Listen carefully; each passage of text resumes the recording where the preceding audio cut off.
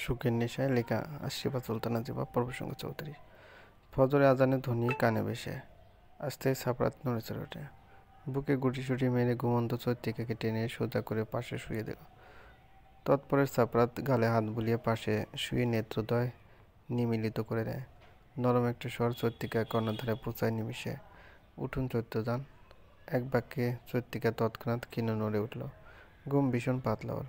বিলম্ব না করে চক্ষুদয় মেলার চেষ্টায় নিমজ্জিত হয়ে পড়ে। মাত্র 2 ঘন্টা পূর্বে ঘুমে বিভোর হয়েছিল, যার ফলে চোখ মেলা কষ্টকর হয়ে পড়েছে। তবু পিটপিট করে সাপরাতের মুখের দিকে কপাল কুঁচকে চাইল। ও কি ভুল কিছু শুনলো জান? এটাই তো ডাকলো সাপরাত।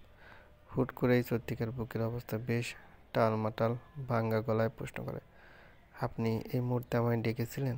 ইয়েস, ডেকেছি, উঠুন। আচ্ছা, আপনি কি আমাকে শুধু নাম ধরে ডেকেছিলেন? চৈত্রিকার এমন অদ্ভুত প্রশ্নে সাপরাতের ভ্রু যুগল কুঁচকে এল। কপালে বলি রেখার ভাঁজ ফুটে উঠল। লৌ সরে বলল, আপনার নাম ধরে রেখেছি কেন? আপনার নাম কি চৈত্র না? থতমত খেয়ে দেয় চৈত্রিকা। আমতা আমতা করে বলে, হ্যাঁ, কিন্তু নামের সাথে আর কিছু ডাকেননি? আর কিছু ডাকার কথা ছিল? এক ভ্রু উঁচিয়ে প্রশ্ন করলো সাপরাত। ফ্রেশ হতে হবে, নামাজের সময় পার হয়ে যাচ্ছে।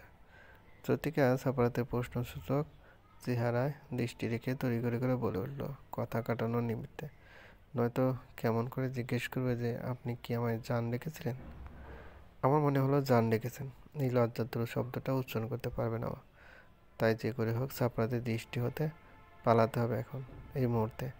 বিছানা থেকে তাড়াহুড়োয় উঠতে নিলে সাপরাত উঠে বসে, কণ্ঠে উদ্গ্রীব উত্তেজনা। যেতে পারবেন? আমি কোলে করে দিয়ে আসি ওয়াশরুমে। চৈত্রিকা উঠতে গিয়েও থেমে গেল। শ্রবণগ্রন্থি ঝালাপালা করে ওঠে ওর লজ্জায়, সংকোচে। সাপরাতের দিকে তাকানোর সাহস অব্দি নেই ওর। এটা কি প্রশ্ন ছিল নাকি লজ্জায় ফেলার ডুবানোর মন্ত্র? শাড়ি সামলে জবাব না দিয়ে এক প্রকার দৌড়ে ওয়াশরুমে ঢুকে পড়ে চৈত্রিকা। অর্ধ গোসল সেরে খেয়াল হলো কাপড় আনেনি। জড়তা সংকোচ নিয়ে দরজা একটুখানি খুলে ডেকে উঠল, সাপারাত, কি কলার শাড়ি পরবেন? দৈবাত প্রশ্নে হকচকে গেল চৈত্রিকা। সাপারাত উল্টো হয়ে বালিশে মুখ গুজে শুয়ে আছে। তার ফর্সা দেহ দৃশ্যমান, উদ্দাম পিঠ, তাগড়া বলিষ্ঠ দেহ। অবলোকন হতে চৈত্রিকার গলা শুকে আছে। তার চেয়েও অত্যাধিক অবাকের বিষয়, সে কি করে বুঝলো চৈত্রিকার কাপড়ের জন্য হাঁক ছেড়েছে? চৈত্রিকা ভাবনায় এত মগ্ন ছিল ও বুঝতে পারেনি সামনে কেউ এসে দাঁড়িয়েছে। গরম উত্তপ্ত নিঃশ্বাস মুখে পড়তে কেঁপে উঠল। সম্মুখে দৃষ্টি মেলে দেখে সাপরাত কলাপাতা রঙের একটা শাড়ি, ব্লাউজ, প্রয়োজনীয় সকল জিনিস ওর দিকে বাড়িয়ে রেখেছে। কখন এলো? আগে থেকে সব রেডি করে রেখেছিল নাকি? আর শাড়ি ও ব্লাউজের সাথে অন্য সব প্রয়োজনীয় জিনিসগুলো? হোক না স্বামী, তবু সাপারের হাতে সব কিছু দেখে চৈত্রিকার লজ্জায় মাথা ঘুরে যাওয়ার উপক্রম। হাত কাঁপছে ঠকঠক করে। লজ্জায় লাল নীল হবেন নাকি এগুলো নেবেন? লাল নীল, হ্যাঁ। চৈত্রিকা অনুভব করতে পারছে ওর দুগালের উত্তাপ। নিশ্চয়ই অনেকে লাল হয়ে আছে। দ্রুত গতিতে কাপড়গুলো নিয়ে সাপারাতের মুখের উপর দরজা লাগিয়ে দিল। এতক্ষণে বোধ হয় বন্দি খাঁচায় আটকে থাকা পাখির ন্যায় চৈত্রিকার নিঃশ্বাস ও মুক্তি পেল। প্রায় দম বন্ধ হওয়ার জোগাড় ছিল। চৈত্রিকা ওয়াশরুম থেকে বের হয়ে আসতে দেখে সাপারাত বিছানার চাদর পাল্টে ফেলেছে। আগে চাদরটা হাতে নিয়ে ওয়াশরুমের দিকে পা বাড়াতে নিলে ইতস্ত কণ্ঠে বলে উঠল চৈত্রিকা, আমাকে দিন, আমি ধুয়ে দেব। নো নিড, আমি পারবো। নামাজ পড়ুন আপনি, আমি আসছি। কিন্তু সাপারাত গম্ভীর বলে উঠল, আমি ধুয়ে দেবো চৈত্র, ইজি হন আমার সাথে, এত সংকোচ রাখবেন না। চৈত্রিকা আর কিছু বলতে পারলো না। যাই নামাজ বিছিয়ে নামাজের দাঁড়িয়ে বলো। সাপারাতও ফ্রেশ হয়ে রুমে নামাজ আদায় করে নেয়।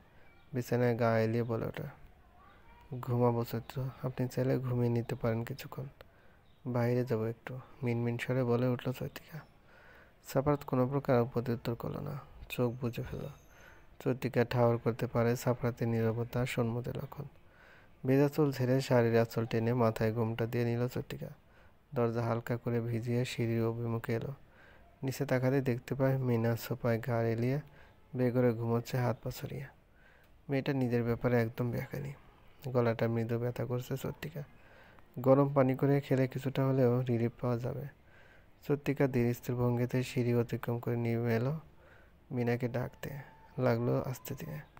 নিচু গলায় চোখ মেলতে ক্ষীণ স্বরে বলল, রুমে গিয়ে ঘুমাও, এখানে একটু পর মানুষ আসবে, যাবে।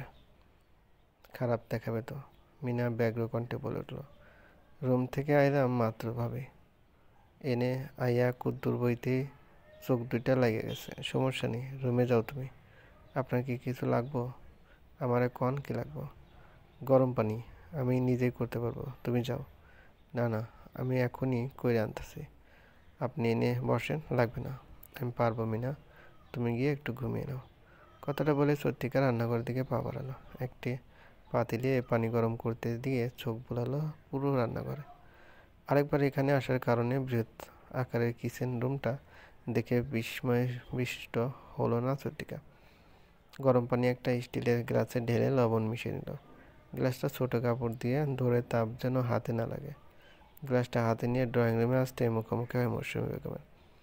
চত্রিকা তব্দা খেয়ে যায়। পরক্ষণে সালাম দেওয়া মাত্র মৌসুমী বেগম কড়া কণ্ঠে বলে উঠলেন, লাজ শরমের অভাব নাকি তোর?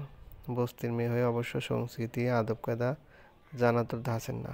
আমরা তো শাশুড়ি আদেশবিহীন লজ্জায় বিয়ের পরদিন রুম থেকে বের হয়নি, আর তুই সোজা কিচেনে ঢুকে গেলি। এত বড় বাড়ি, কিচেনের রুম দেখে লোভ সামলাতে কষ্ট হচ্ছে নিশ্চয়ই। মৌসুমী বেগমের ব্যবহারে হতবিহ্বল চত্রিকা। ও জানতো উনি স্বভাবে কর্কশ, কিন্তু এমন ব্যবহারে মোটেও আশা করেনি।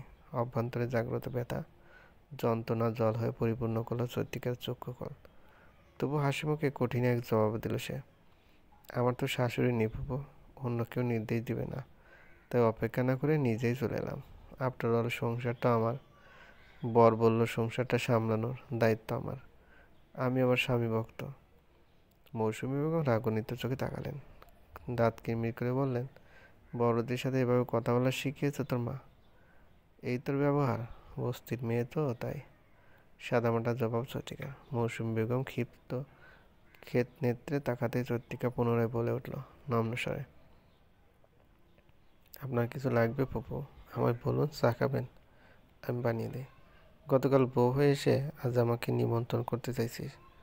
এখন কি তোর জন্য আমি আমার ভাইপোর বাড়িতে চলতে পারবো না? অবশ্যই পারবেন, আমি তো আপনার হেল্প করতে চাইছিলাম। তোর হেল্প নিব না আমি। মৌসুমী হাওলাদারে এত সময় খারাপ আসেনি এখনো যে একটা বস্তির মেয়ের হাতের কিছু খেতে হবে আমার। আমার চোখের সামনে থেকে সরে দাঁড়া। একটা মানুষ ঠিক কতক্ষণ এসব কথা সহ্য করতে পারে চত্রিকার জানা নেই। চোখে টলমল করা জল অবাধে গড়িয়ে পড়ার দৌড়ঝোড় চালাচ্ছে। ঠোঁটে ঠোঁট চেপে চত্রিকা সরে দাঁড়াতে যাবে, ঠিক তখনই ধাক্কা মেরে সরিয়ে দেয় ওকে মৌসুমী। সঙ্গে সঙ্গে ডান হাতটা চেপে ধরে চিল্লিয়ে উঠল চত্রিকা। পানি গ্লাস কিঞ্চিত উঁচু হতে মেঝেতে আছড়ে পড়ে ঝংকার শব্দের সৃষ্টি করে। চত্রিকার চোখ থেকে জল গড়াচ্ছে, জলে যাচ্ছে ওর হাতটা। ঠোঁট কামড়ে কাঁদতে লাগলো। সকল কাণ্ড দেখে মিনা হতভম্ব। দৌড়ে এসে চত্রিকার পাশে মেঝেতে বসলো। হায় আল্লাহ, এটা কি করলেন ম্যাডাম? মৌসুমী মিনার ভয়ার্থ স্বর কর্ণপাত করলেন না, বরং তাচ্ছিল্য হাসলেন। গট গট করে উপরে চলে গেলেন তিনি। মিনা দাঁতে দাঁত চেপে বলে উঠল, অসভ্য মহিলা। ভাবি, আপনার হাত বেশি জ্বলতেছে, আমি স্যারের ডাইকা লইয়াই। চত্রিকা অন্য হাতে মিনার হাত ধরে আটকালো। টলমল নয়নে জোড়া নিক্ষেপ করে মাথা নেড়ে না করলো। মিনা তরতর করে বলে উঠল, আমি বলমই ভাবি, এই মহিলার একটা উচিত শিক্ষা দরকার। আপনার এত সুন্দর হাতটা পুইড়ে ফেললো। মিনার চক্ষু কোল ভিজে উঠেছে, কণ্ঠে কাতরতা। চত্রিকা ব্যস্ত পায়ে রান্নাঘরে ছুটে এলো। পানির কল ছেড়ে দিয়ে হাতটা দিতে স্যাত করে উঠল মন। হাত অন্তর বড্ড জ্বলছে। একটা মানুষ এত নির্দয় কেমন করে হতে পারে? মৌসুমী যে ইচ্ছাকৃত এটা করেছে বুঝতে বাকি নেই চত্রিকা। সাপারাত তাহলে গত রাতে সঠিক কথা বলেছিল। এই বাড়িতে বসবাসরত মানুষগুলো বিষাক্ত। চত্রিকার চোখ থেকে ফোঁটায় ফোঁটায় নোনতা গরম জল ঝরছে। দু চোখের পাতায় এক করে বিড়বিড় করে বলে উঠল, আমার জীবনে সুখের বসবাস চিরকালের জন্য নয়। জীবনে সুখ ছিনিয়ে আনার লড়াইটা খুব কঠিন, কষ্টদায়ক।